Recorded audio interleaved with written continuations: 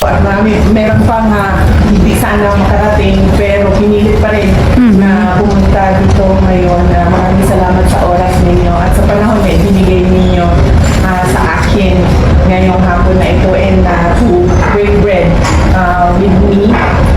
And syempre, para maturo ninyo sa akin kung ano yung masarap na mga pagkain dito.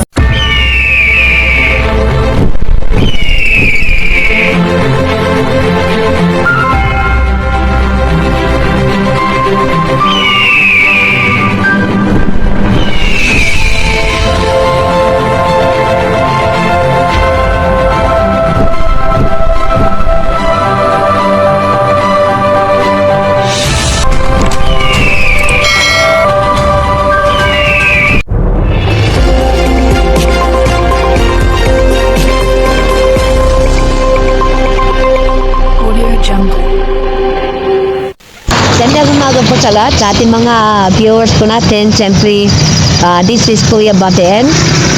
At maraming salamat na pala sa lahat ng mga ating mga kababayan, tubong Davao and Davaoenyo. At lagi na sa taga Surigao, Butuan City, sa lahat po ng mga chapter leaders sa Tisin and tubong Davao. Maraming salamat po. Kung ikaw ay bago pa lang, paki-subscribe yan lang po sa ating YouTube channel at pakipindot sa notification bell para updated po tayo. Let's go!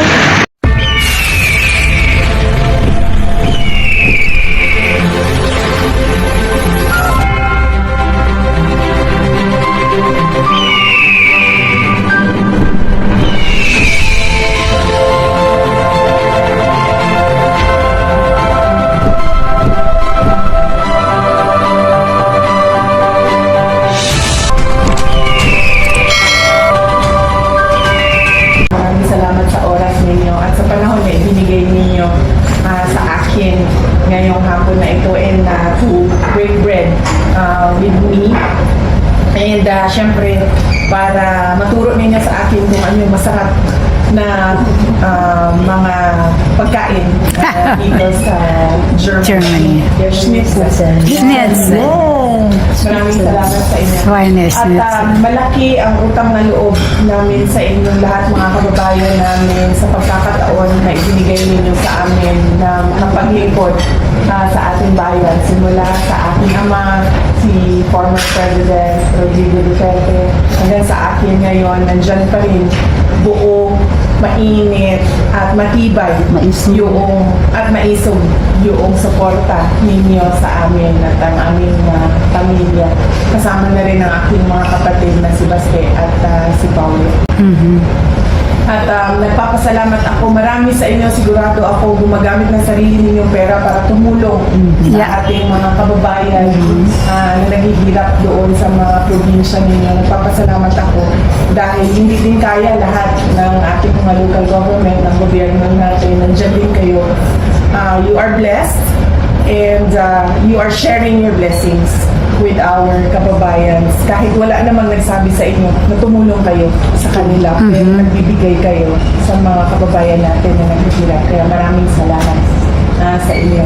At maraming salamat din sa pagmamahal ninyo sa ating bayan at sa inyong interes na maayos yung gobyerno natin at maayos yung bayan natin. Ang aming pangako lagi sa inyong mga kababayan namin ay yung aming sincero na pagserbisyo sa ating bayan at bibigay lahat ng kung ano yung kaya namin para maayos